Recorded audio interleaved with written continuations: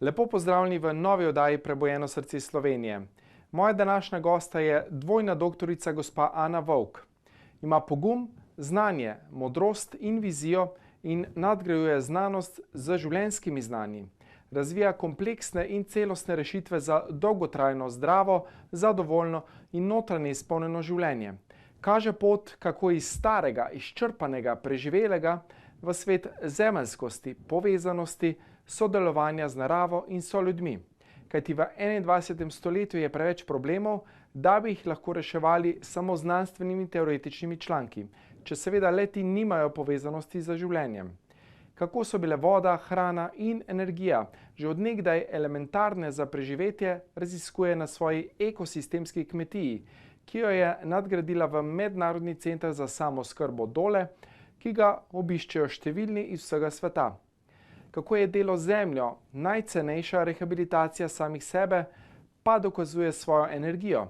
Kajti poleg predavanja na 2 fakultetah, kjer vodi Mednarodni center za ekoremediacije in ima zaposlene mlade, vodi tudi Inštitut za promocijo varstva okolja ter Mednarodni center za samooskrbo Dole, kjer si večino hrane zase in za bližnje pridela sama. Preobrača vzorce tako, da svoja nova teoretična spoznanja implementira v prakso za nas vse, od pridelave, predelave do trženja in konstantnega odkrivanja novih znanj in izkušenj preko praktičnih delavnic in preko digitalnih predavanj. Njena visoko razvita kreativnost kar žari iz navdišujoče genialke. Medtem, ko trosi seme za novi svet, saj se zaveda, da le skrb zase ni dovolj, ampak je treba vse potenciale povezati, nadgraditi, jih izmenjati in kot špiralo voditi do večnosti. Verjame v pravo ljubezen, v ljudi, ki so si po srcu sorodne duše in lahko skupaj nadgradijo povprečno življenje v transcendentno, globoko in večno povezanost, ki jo imamo tudi s kozmosom. Hvaležen sem, da se je odzvala mojemu povabilu gospa Ana Vovk.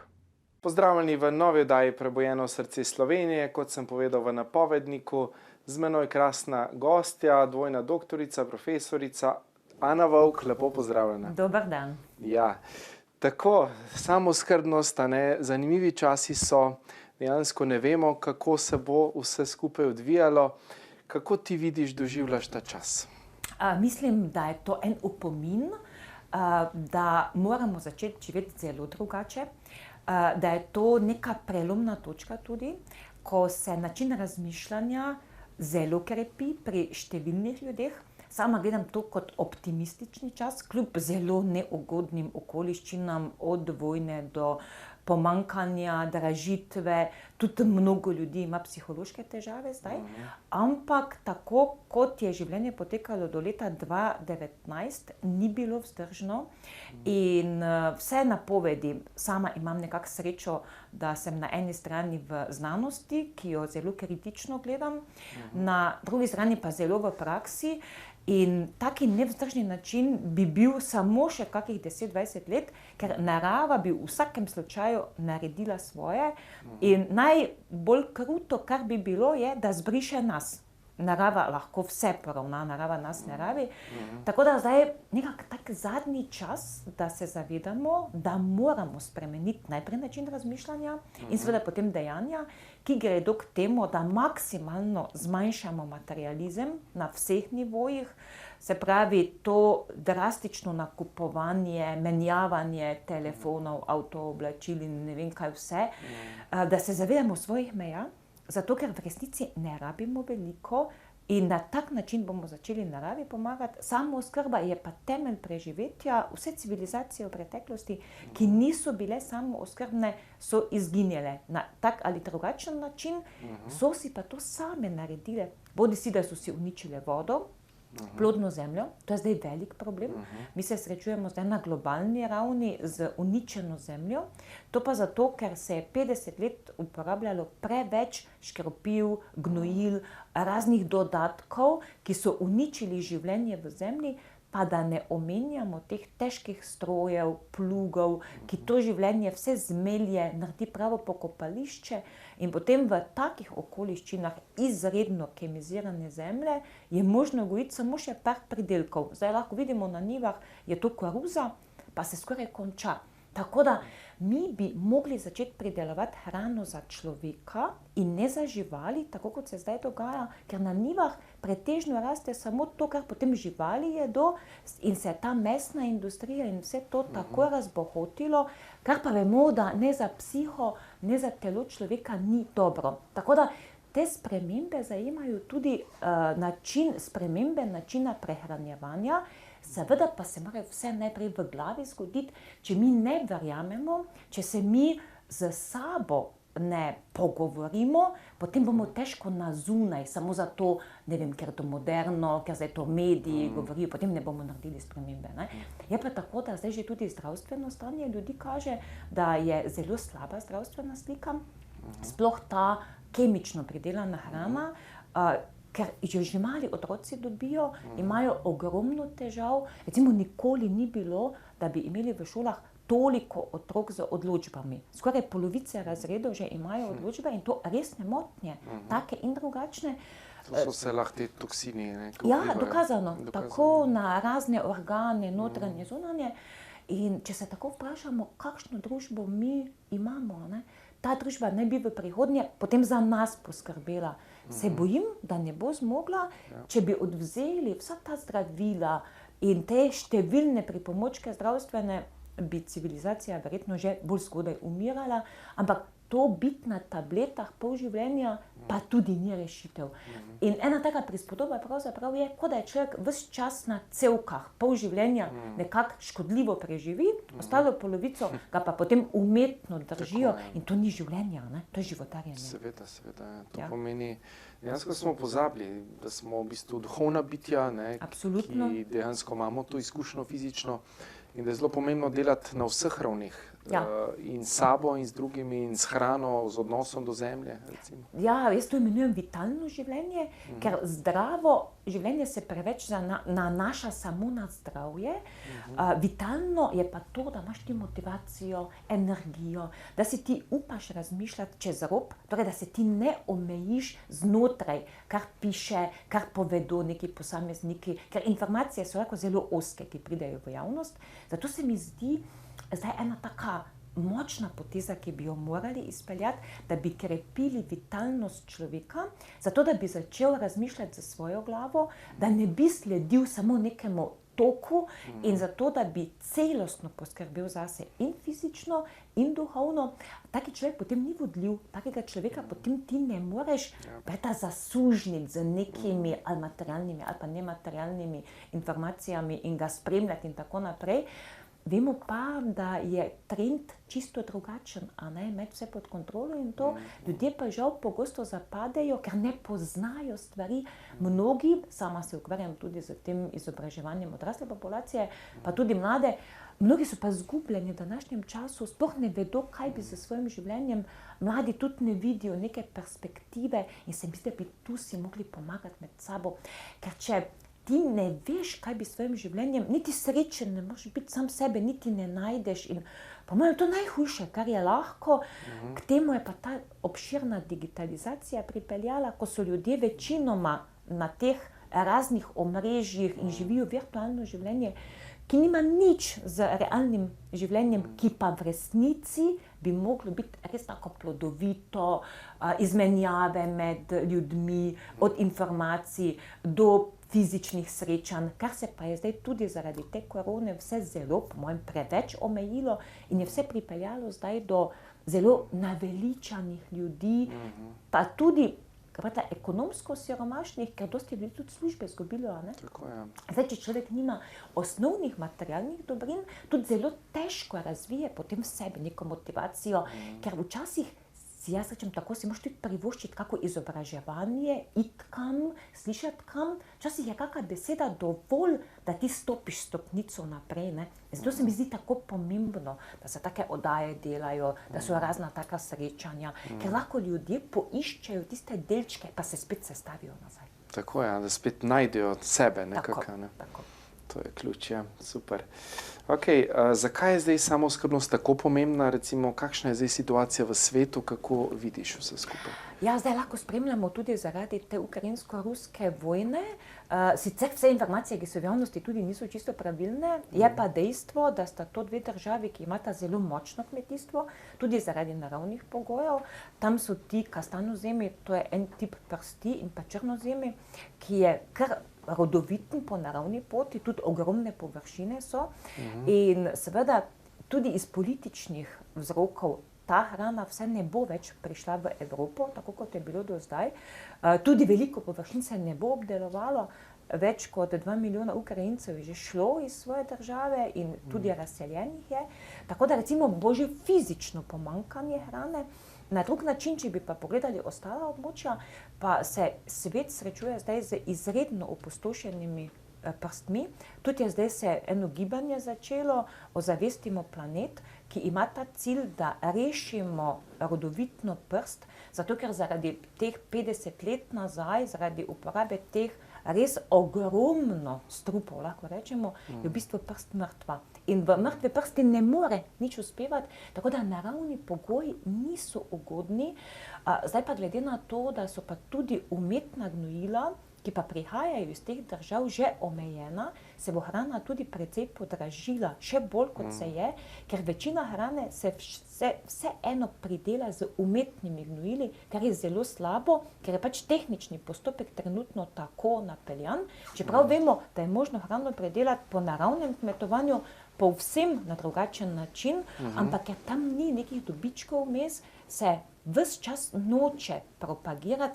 Edino zdaj zadnje čase tudi v Sloveniji Ministrstvo za kmetijstvo propagira naravno pridelavo hrane, drugače pa to bilo nekako v temi, ker pač se nič ne zasluži na osnovi nekih kapitalskih dobičkov in nekaj. Tako da, zdaj, če bi tako pogledali, nujno si bo mogel vsak priskrbeti, da ne bo lačen. Država, jaz mislim, da ne bo mogla vsega. Malo smo zamudili z državnimi temi zalogami, zato ker to so si zdaj vse države že naredile. Slovenija je malo prepozna in je hrana že zelo draga. Istočasno pa so si ljudje že začeli delati zaloge, tako da če nimaš nič, ti si zalog hrane za večno tudi ne moreš narediti. Ne? Najlažje je, da imaš en vrtek, eno njivico in si potem vsaj en del narediš in da se povežeš s tistimi, ki pridelujejo zdravo hrano, ker nič ti tudi ne pomaga ta poceni kemizirana hrana, ki prihaja iz Madžarske, Poljske, Italije. Ker potem se pač postaneš bolan. Mi vsi vemo, da tisti, ki so rakavi bolniki, imajo strogo prepovedano uživanje kemizirane hrane. Verjetno to ni kar tako, ker je telo že šibko. Tako da zdaj ljudje, dokler ne zbolijo resno, vedno gledajo na ceno. Ja, seveda, da je čim ceneje. Da čim ceneje, čim več. Potem pa vsej delam jaz takimi tudi, potem pa popolnoma spremenil način razmišljanja, ker res je, če ti uživaš to domačo hrano, ki si jo sam pridelal, ta ima tudi tvojo energijo. In ne rabiš veliko hrane, res količinsko ne rabiš veliko, imaš zelo veliko energije, motivacije, notranje moči, tako da to je veliko bolj pomembno kot pa tiste ogromne količine hrane, ki ne bi jo v sebe dajal, ker potem se telo mora ukvarjati s tem, da to spravi iz sebe ven. Prebavi, ja. Tako, in energije nimaš, ker mrtva hrana ti ne more dati energije. Jaz to pri sebi vidim, ker jem izključno mojo hrano, ne jem nobene predelane hrane, ne kupujem ničesar, imam svoje. Vse svoje. Bravo.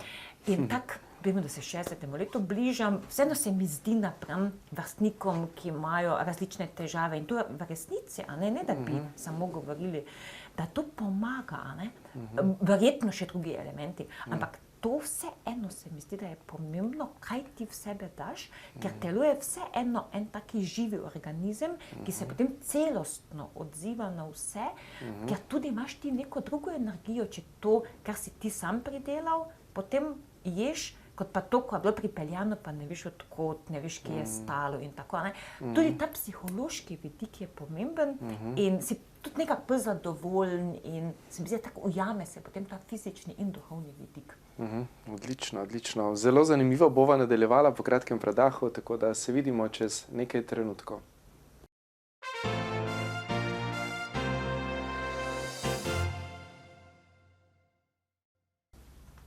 Pozdravljeni v drugem delu oddaje Prebojeno srce Slovenije, z menoj krasna gostja Ana Vovk. Ja, Ana, kaj pa razlika ekološko pa naravno kmetovanje? Ne? Dosti ljudi ima tukaj čisto zmedo, ne loči enega, drugega, tretjega. Kaj je zdaj? Ja, res je. Ekološko kmetovanje je mogoče kar znan pojem, temelji pa na tem, da se predhodno zemlja pregleda, da ne sme imeti odstopanja od normativov, ki določajo, koliko lahko dušika, fosfatov, težkih kovin. Tu imam jaz takoj pomislek, ker normativi so postavljeni precej visoko in načeloma ne bi zemlja smela imeti ničesar in te analize ne bi smele biti vezane na normative, ampak na popolnoma čisto zemljo.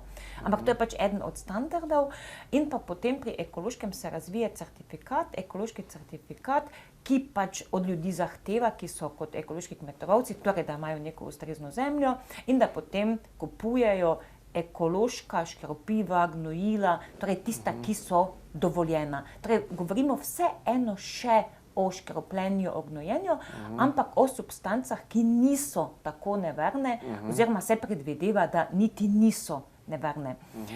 In potem ta certifikat naj bi jamčil potem neko zdravo hrano, je pa tako, da v Sloveniji je skoraj 90% ekoloških površin travnikov.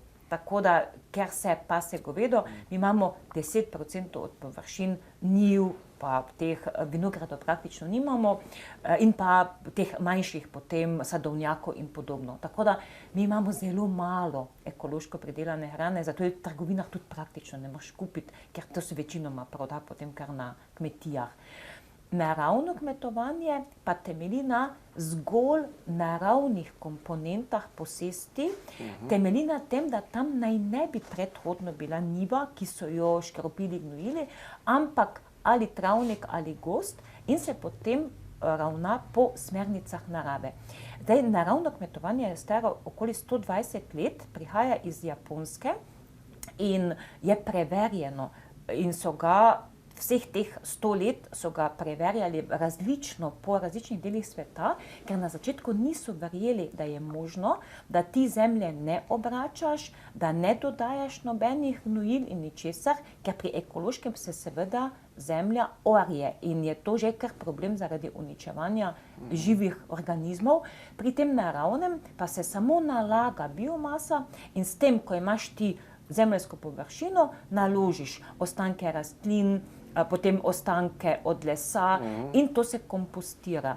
In če bi z tem mikroskopom pogledali, se zgornja plast 20 cm razvije izredno rahla, prhka zemlja, zato ker je bogata teh organskih snovi, predvsem ogljika. Ogljik je pa nakopičena sončeva energija in rastline lahko s tem, ker imamo veliko teh organizmov, ki pri tem razpadanju organskih snovi sodelujejo, ti ustvarijo take dolge prehrambene verige in to imajo korenine takoj za prehrano. In če bi pod povečevalnim steklom ali pa mikroskopom pogledali, so to take dolge niti, ki so v zemlji in jih delajo bakterije in pa glive, in rastline se s koreninskimi sistemi pripojijo na to in črpajo ta hranila in zato ne potrebujejo dodatnega gnojenja, oranja, za razliko od klasičnega ali pa tudi ekološkega, ker ko se zemlja obrača, se te verige vse pretrgajo, se svetloljubni mikroorganizmi pokopajo v globino, temnoljubni se obrnejo gor in potem traja 1 leto, da se oni posortirajo, večina jih pa tako umre, ker se ne uspejo. Tako da, če mi zemljo obračamo, teptamo, spreminjamo, se zemlja ves čas mora vzpostavljati v naravno stanje in ne more poskrbeti za rastline, zato se tudi pri ekološkem dodajajo škropiva, gnojila, sicer kot rečeno manj nevarna, ker rastline sicer ne bi rastle. Pri naravnem kmetovanju pa mi ničesar ne dodajamo, ker zemlja s tem, ko ima veliko organskih snovi, sama zadržuje vlago, delno od kapilarnega sistema od spodaj, delno pa od padavin. Težava je, da dosti ljudi ne verjame, da je narava sposobna sama pridelovati Jaz imam kmetijo tudi kot ekosistemsko registrirano in samo po naravnem kmetovanju delam, zdaj 12. leto in veliko ljudi pride pogledat in potem verjamejo, da je to možno, nikoli ne obračam. Je pa seveda za klasične kmetovalce to problem, ker si ne predstavljajo, kaj bodo zdaj s traktorjem, plugom, ampak ga v resnici ne rabiš. To naravno kmetovanje ni primerno samo za male površine, ker včasih kdo misli, ja, na enem vrtu to lahko, ali pa na hektaru. Zato, ker po svetu imajo že na večjih 100 hektarjih to in potem delajo tudi meritve, prav tehtajo, koliko česa pridelajo in ugotavljajo, da je pridelek bistveno večji. Je pa treba opozoriti, če je bila prej tam njiva, pa se potem kdo odloči, da gre na naravno kmetovanje, je vmes, mi temu rečemo, ena tranzicijska doba, ker zemlja, ki je bila uničena, prej skozi teptana, naslednje leto, če ne bo obračana, ne bo takoj takega pridelka dala. Treba vztrajati, biomaso nalagati, treba ostanke rastlin, listje in tako. In potem traja malo, če pa zemlja pred tem ni bila uničena, pa takoj daje pridelek. Zanimivo. Torej, in taka hrana je tudi v bistvu dobra za nas nahrani, napolni, ne? Taka hrana je blizu divji hrani, ker vemo pa, da divja hrana, ki v naravi raste, je v bistvu najboljša komponenta za naše telo. Recimo vzamemo kar primerjalno regrat pa gojena solata. Po mineraloški sestavi gojena solata ima 90% vode, potem ima pa klorofil, pa nekaj mikroelementov. Medtem ko pa regrat ima čisto vse elemente, ki jih naše telo rabi. Tako da načeloma ješ regrat, malo česna, pa malo krompirja, fižola, pa druga ne rabiš. Ga imam rad, ja, zelo, mi je fajn. Vsak dan ne delam, ja.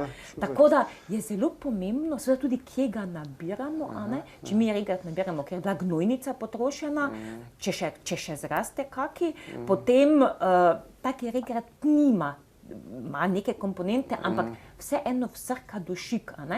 Če pa pogledamo, kje on v resnici raste, pa regrat raste na najslabših površinah, na pohodnih površinah, zbitih, glinenih, ne bo rastel na najbolj prhki pa taki zemlji. In to je tudi dokaz, da zdrave rastline večinoma srečamo na površinah, ki jih je pač narava ustvarila in jih mi nismo spreminjali, ne?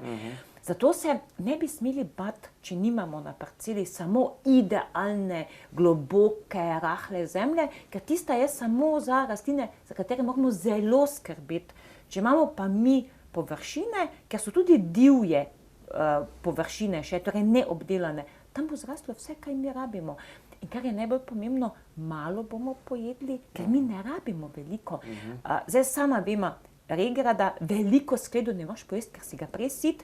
One puhaste solate, pa lahko poješ zelo veliko skledo, pa boš lačen na koncu. Tako je, to je res, ja. Torej nima hranilnih vrednosti. Nima hranilnih snovi, zato bi mogli iti od količin, tiste količine nas potem napihnejo in preden se to izloči, telesu damo dodatno delo, a ne?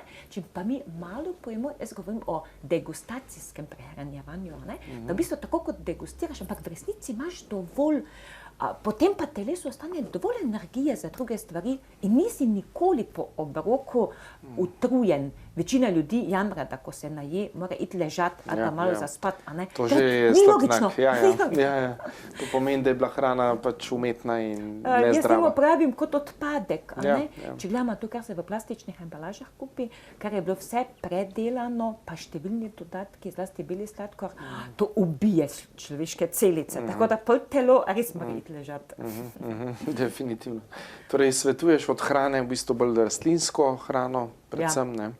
Zdaj, človek je pogojen tako, jaz vem, da mnogi ne bodo mogli iti od mesa, ker so na to navajeni in verjetno je tudi najlažje pripraviti neki kupljen kos mesa, ga dati v pečico ali pa kako, a ne, ni nekega dodatnega dela, ampak tudi znanstvene študije kažejo preverjene, neodvisne od lobijev, da za človekovo telo te beljakovine niso ugodne, ker zakisajo telo, zlasti na način, tako kot je meso pridelano, je tudi zelo nevarno, ker je veliko hormonov in zato se dogajajo tudi razne bolezni.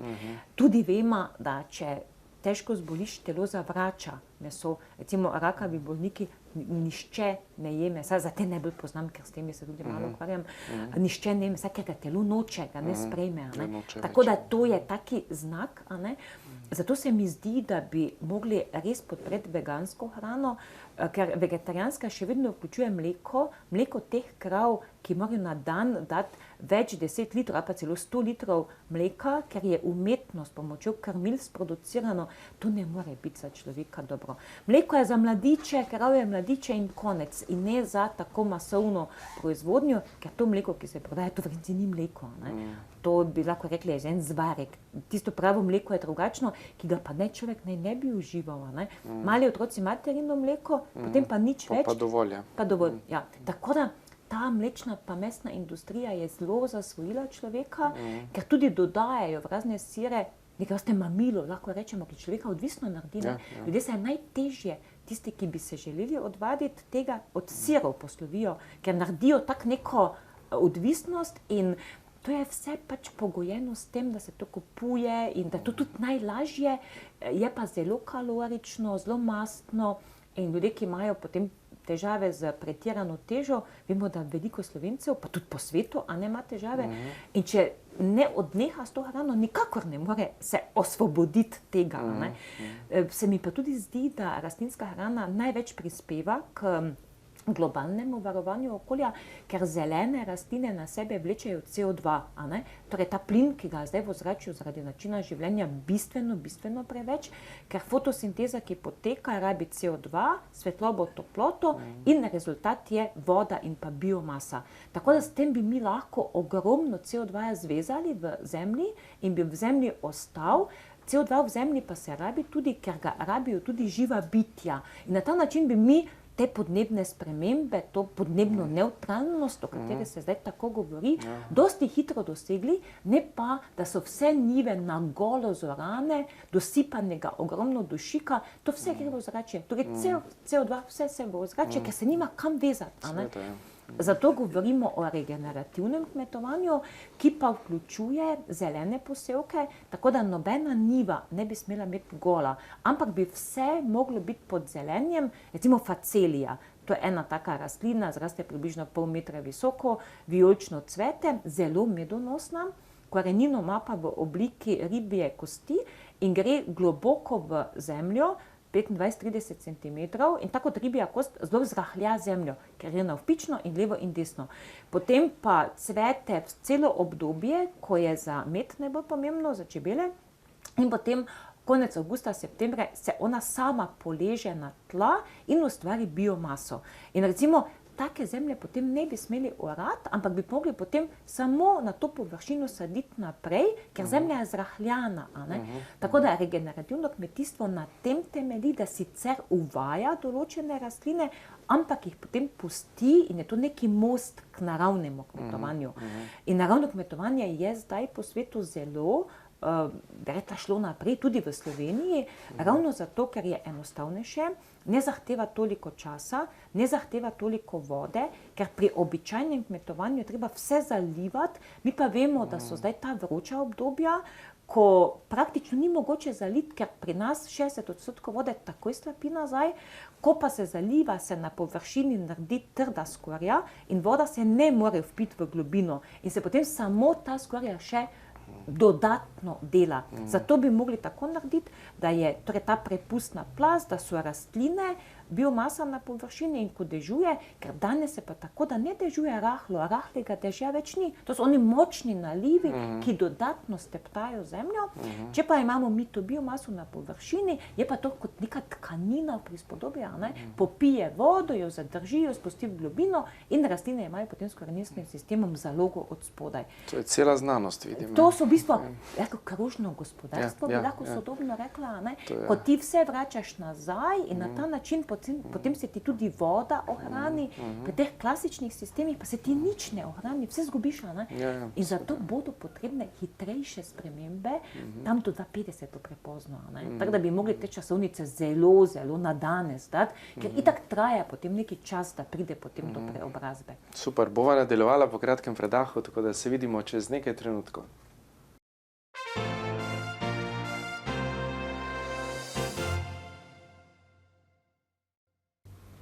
Pozdravljeni še v zadnjem, tretjem delu oddaje Prebujeno srce Slovenije. Z menoj krasna gostja, dvojna doktorica Ana Vovk. Ana, Kako pa se ljudje, ki odzivajo zdaj na to, kako je zdaj stanje v Sloveniji, a je ozaveščenost o tem načinu kmetovanja oziroma hranjenja, prehranjevanja recimo že aktivna, delujoča ali kako je s tem? Ja, za Slovenijo malo bolj poznam, za svet malenkost manj. V Sloveniji se je ogromen napredek naredil.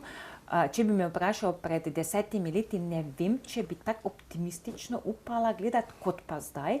K temu je pripomogla tudi ta korona, ki je pokazala, da pač, če se sam ne boš znašel.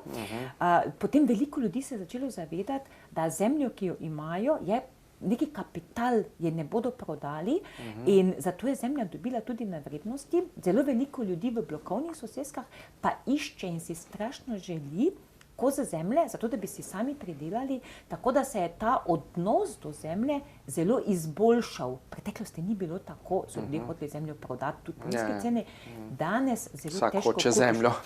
Jaz dobivam ogromno vprašanj, če poznam kakršnokoli kmetijo in zdaj vsi imajo isti imenovalec, ki bo čim bolj na samem, da bo ena starejša hiška in da niso nič gnojili ali štropili. Tega ni, moram kar povedati. Praktično več ni. Tako da to so Haloze razprodane, Goričko je razprodano, lege, ki so včasih veljale za take manj atraktivne, je vse razprodano. Tako da je zelo težko, ampak to kaže tudi na to, ker je v času korone bilo malo več časa, so ljudje začeli obujati nazaj, jaz pravim, to terapevtsko tehniko stika z zemljo in so seveda ugotovili, da to fajn, da to sploh ni tako zahtevno, k sreči poteka ves čas zelo veliko izobraževanj v živo, preko digitalnih medijev, objavlja se v pisni obliki tudi, tako da danes znanja je, lahko še skoraj preveč.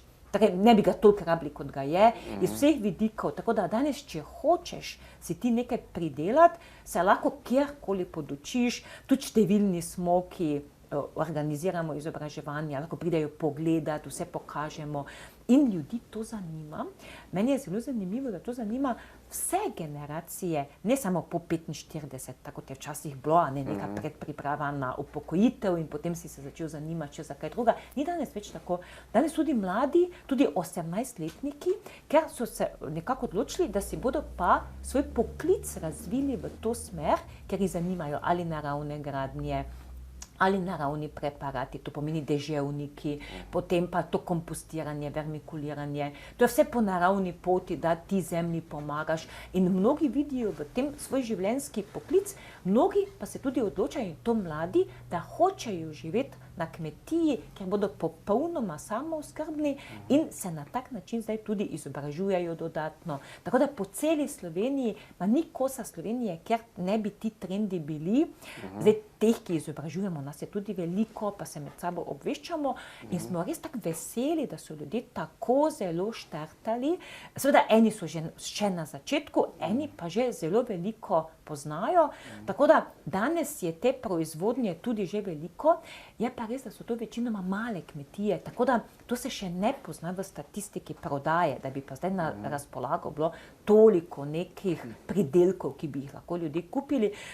Ampak večinoma za sebe, jaz tudi sama nekaj prodam, ostalo imam za sebe, ker jaz pač ne bom kupila, Zdaj dosti nas je takih, ki pač vemo, kako je bilo pridelano in zdaj to tudi zelo širimo in zdaj tudi ta trend ne samo pridelava, ampak tudi predelava in to po naravnih poteh, brez belega sladkorja, brez olj, brez ogromno soli, ker stare mame so kuhale marmelado tako, da je bilo pol sladkorja, pol pa je bilo sadja, Zdaj tega nočemo več jesti, sploh beli sladkor, vemo, da so sovražnik naših celic. Zato imamo drugo, recimo ta azteška sladka zelje je super nadomestilo za sladkor, 1000-krat bolj sladka kot pa beli sladkor in nič celic ne poškoduje, ker je to rastlina. Potem poznamo zelo take dodelane sisteme, tehnike sušenja, potem fermentiranja, tako da ni treba kemijo uporabljati. In zdaj, če pogledamo skupaj, če imaš ti tako hrano, torej nekaj naravno pridelane kot zelene, potem pa te tudi naravno predelane v kozarcih in tako naprej, v resnici si lahko celo leto samooskrben in to je zdaj velik trend biti 365 dni samooskrben, ker ko se telo na to navadi, telo niti ne sprejme predelane hrane in to rabiš 100 dni, recimo tako približno, ko izločiš vse tisto, kar si bil prej navajen, potem pa več ne moreš iz tega nazaj. Sploh pa recimo so v Sloveniji pozabljeni domači čaji. Ne? Jaz malo tako gledam včasih, ko zaidem, redko hodim v trgovine, pa gledam sami tuji čaji. Ne? Zakaj Slovenija, ki ima idealne pogoje za čaj, čaj ne rabi skoraj nič, hoče imeti sušno lego, zemlja je lahko tudi glinasta, ilovnata, kar Slovenija veliko ima, in pa gričevnate lege ima rad, zakaj ne bi Slovenija bila druga Šrilanka? Ne? Mi bi lahko imeli res domače čaje, ampak v trgovini jih skoraj ne moreš kupiti, ker je ta uvoz tako močan. Tisti uvoženi pa vemo, da so bili sušeni pri nad 150 stopinj, sploh ta čaj v vrečkah, filter vrečkah, ne? In tisto tako, da nič ne piješ, ker so vse komponente uničene. Čaj mora biti pri 40 stopinjah sušen, da ohrani te zdravilne učinke, ker čaj je bil prvo zdravilo, ko ljudje niso imeli nič druga, je bil prvo zdravilo, prvi antibiotik, vse. Teda, če še to plat pogledamo, da še to dodamo, namesto uživanja velikih količin kave, pa ne vem, piva, vina, male količine ni problema, ne? Ampak recimo tudi to, in to je tudi obrok neke take, jaz vem, bi lahko razvili kulturo pitja čaja v Sloveniji, ne? Ki pa vpliva tudi na duhovno raven, ker čaj vedno povezuje, čaj vedno pijača povezovanja, razmišljanja, poglobljenega nekega razmišljanja in to bi tudi mogli, da ne bi padli zdaj v neki instant trend, v tem smislu, da si bomo pa zdaj vse sami pridelali, seveda v zavesti mora biti, da si moramo po naravni poti pridelati, ne pa po kemizirani poti tudi predelati in istočasno nove stvari razvijati. Časi, ki prihajajo, ne bodo dovoljevali znanja, ki ga zdaj imamo, da je dovolj, ampak mi bomo že čez par let rabili povsem nova znanja, če bomo hoteli preživeti. Pa to ni zdaj. Jaz sem zelo optimist. Kaj ni zdaj napovedujejo lakoto, da bo zmanjkalo? Kaj meniš o tem? A je možno to? Zdaj možno je, a ne? Jaz tega ne bi izključila, zato ker mi ne vemo, kako se bo vojna nadaljevala. Zdaj, če bodo res iz Bližnjega vzhoda prišli se pomagati bojevati v Rusijo, to ne bo dobro, ne? In lahko se s tem karkoli druga še zgodi, tako da previdnost nikoli ni odveč. Je pa tako, da že zdaj hrane na svetu ni dovolj. Je dovolj te kemizirane hrane, zapakirane v plastiko, to pa ni hrana. To pa človeku ne da vitalnosti. Zdaj, tisti, ki bo hotel zdravje ohraniti, pa vitalnost, bo mogel gledati, kje bo to dobil, ker v izobilju je ne bo. To pa že javna politika je tudi povedala. Torej zna biti, da se bo marsikaj še zgodilo, ne? Bo. Ampak jaz vedno tako gledam, ko se zapro ena vrata, zdaj se ena vrata zapirajo. Se bodo ljudje znašli, ne? Ljudje smo kot reka, najdemo pot. Če bomo pripravljeni, če pa mi za to nismo pripravljeni in ne vidimo, lahko se to zgodi, ne? Se neke stvari končajo, mi pa sploh ne vidimo, ne poznamo novih možnosti, potem pa nam je lahko težje. Ja? Ok, kako pa recimo praviš, brez duhovne znanosti ni prave znanosti, a ne? To pomeni, kako pa vidiš te više nivoje, više aspekte, da še to malo poveževa pa recimo z tem, kar sva do zdaj govorila, zemlja, hrana. Ja, zdaj težava klasične znanosti, kot rečeno, jaz imam možnost biti na obeh in v praksi in v klasični znanosti. Si delala, pa si se odločila iti ven? Ja. Zakaj? Zato, ker ne podpiram klasične znanosti. Klasično znanost imenujem tisto, ki temelji na tudi plačanih rezultatih.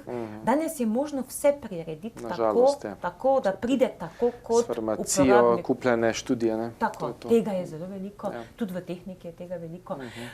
Tudi v družboslovju je tega veliko, prirejanje raznih anket in tako naprej. To, da ti samo obdelaš številke. Klasična znanost temelji na tem, da pač mora biti neka količina informacij in podatkov obdelanih, in potem je to neki rezultat. Samo to ne more biti, zato ker mi nismo samo fizična bitja, mora biti tudi ta duhovna komponenta, ki temelji na etiki, na odnosu, na razmerju, ker če ti tega ne daš v raziskavo, potem je to neka suhoparna številka, ki jo lahko res prirediš, kak jo želiš, in to so tudi mnogi povedali, da so to mogli tako narediti, ne.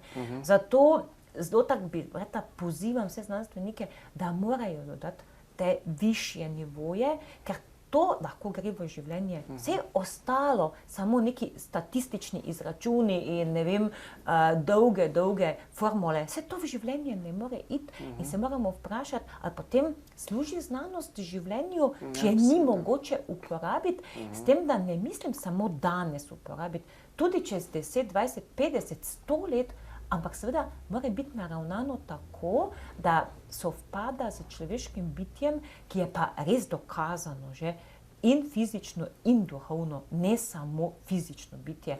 Tu, če pa pridemo do tega, potem bomo pa hitro pri koncu, potem pa človek več ne bo samo materialistično gledal, ne bo podlegel potem samo enosmernemu razmišljanju, bo se zelo potrudil za rezultate v smislu širšega človeštva, ne samo za sebe. In če bi že danes bili na tem, potem ne bi bilo teh vojn, kar smo priča, ne bi bilo lakote, v Afriki je strašna lakota. Ne bi bilo treba. Ne bi bilo treba.